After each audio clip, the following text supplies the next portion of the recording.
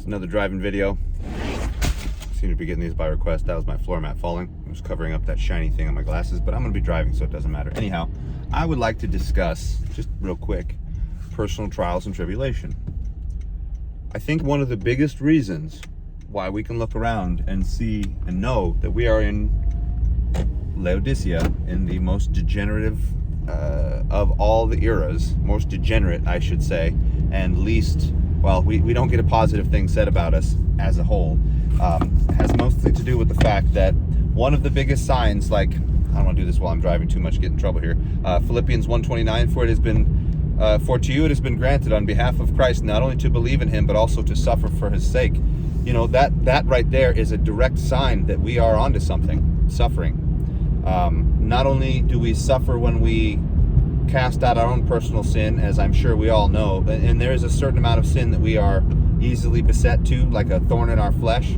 We have the ability via the Spirit to pull it out, but the problem is, the more we relativize things, the more we make just the big sins the issue and ignore the small ones. The majority of people, I believe, and I'm certain that the Bible touches on this and points to, the majority of people that are going to hell are not murderers, thieves, and liars. Well, okay, probably liars, but they're not murderers, thieves, you know, they're not guilty of the major personal sins, you know, they're not all evil villains necessarily, but they've all basically said to themselves, it seems like in our generation, that because they're not murderers, thieves, you know, going to jail for certain types of assault that I don't really want to say because YouTube doesn't like it, and other things, you know, horrific crimes, that somehow that means that they're in a better place, and that all of the riches that are around us are somehow a direct sign and gift from God that we're onto something, you know, like the prosperity gospel, the fact that it's come about in our time and is so popular and such a strong draw for so many believers. That's a really bad sign, people. That goes directly against that passage I just read. It literally shows that we are the most testing averse, I should say. We resist it. We resist testing. We resist growing. We resist getting to a point where our lives are made difficult because we think that the glorious riches that are surrounding us, we call them glorious. They're really, I think, just a hindrance, honestly. They're like a weight holding us down. We think that is a sign that we're onto something and that God's blessing us, and it couldn't be further from the truth. You know, the real fact of the matter is, if that verse that I just read is truth, and it absolutely is, once we put our foot down, once we pull that thorn out with the power of the Spirit, stop committing that same disgusting or even minimal sin. What if you're just a white liar? You know, there's a few of those. There's a few that have minimal things against them. Perhaps they had a good upbringing with parents that were nice to them. You know, Paul, who specifically said, you know, I was doing such a good job following all the rules, but then I saw the 10th commandment, realized this was lust in me, and it gave birth, and I was dead. You know, the fact that we don't see tribulation going on around us essentially points to the fact that we are not growing spiritually. We are not standing up against the devil and his schemes and nonsense. We are, in a sense, passively joining him and just trying to claim a truce with both him and God, which is the same thing as having one foot in the world and one foot in the Word, unfortunately very tepidly. But it also explains things like this Ashbury revival nonsense that's going on. I don't even know if it's going on anymore. I just know it was a big thing amongst Christians, and for anybody to call it out and say, but they're not learning anything, they're just standing around crying. Worship is not making your thighs and calves tired standing around singing. It is literally bending your life around the Word of God, because he is correct and we are liars. To say anything about that really offends modern day feelings-based, I don't want to be tested, I want to be coddled churchianity. I'd say it's Christianity. They are saved for the time being, but they're also being set up for a major downfall. And this should worry all of us. Guys, if you're going to become serious, we need to take that Philippians verse very seriously. We need to not only expect it, but just literally be ready for it, not blame God for it. And it's hard. I know I'm still going through it right now. Still no job, funds running out, all that stuff. But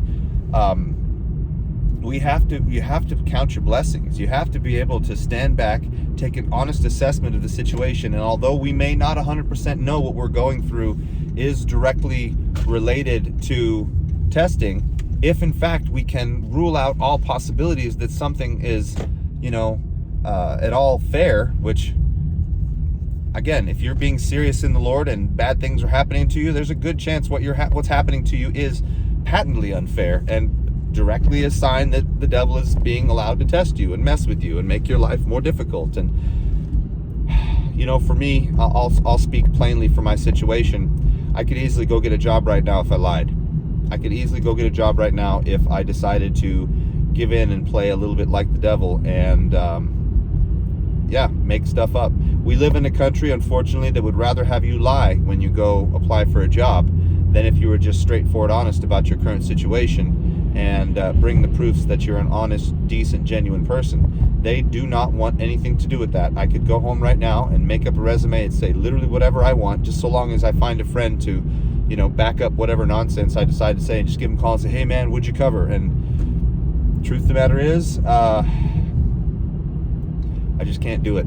I just can't do it. I would rather suffer. And the issue is absolutely one of morality and standing on God's word. And it's a very, very difficult thing to do. And we have to love him first, even when it hurts. And sometimes suffering comes directly because the devil is trying to push you into doing the wrong thing. And you always know about it too. I've been guilty of this in the past, guys. I won't lie to you. And I know we all have. I no longer do it, and I no longer want anything to do with it. I don't believe that white lies are acceptable, even when it comes to trying to find work. I believe that the perfect job is going to come because the Lord is going to provide it, not because I'm going to go out and wrest it out of somebody's hands by essentially deceiving them, which is what Satan does.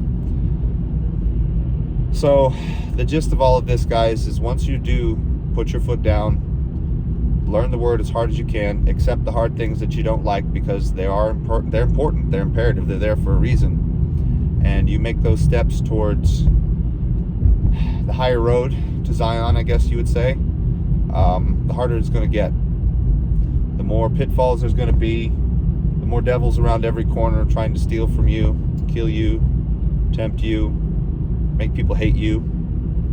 When you lose friends because of faith, that is a tribulation. When your friends become your enemies because you refuse to compromise, that is tribulation. When it seems like other believers are after you because you've decided to accept the full nature of the word and they don't like it, that is a tribulation. And they're literally doing what the devils would have them do.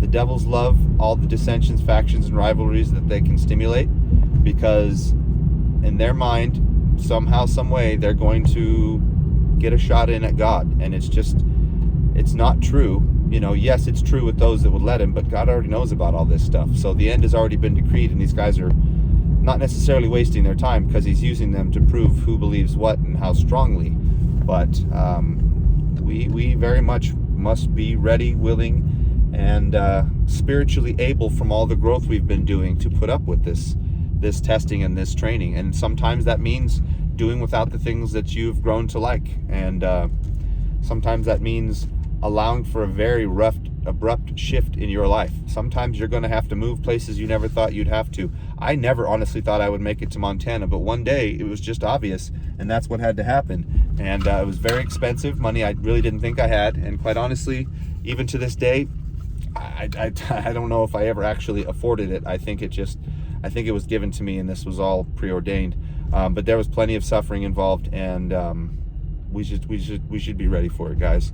I would love to tell you that it's always roses and sunshine, but it's not. That being said, he's always there. He's always at the end. You're always under his wing. His hand, even if it's invisible, is always underneath your feet. So I just wanted to put this out there because we need to have the proper mindset. We need to always put him first, and we need to be ready to suffer for it. And we have to, if at all possible, at the very least, acknowledge the truth of the matter, which perhaps is what he means by finding joy in tribulation. I still don't know yet because this stuff sucks, but I really do love him, and I'm not going to quit. I don't know about you. I really am praying for you, though. Anyhow, guys, like, share, subscribe, comment down below. There's my babies. We'll talk to you soon, guys.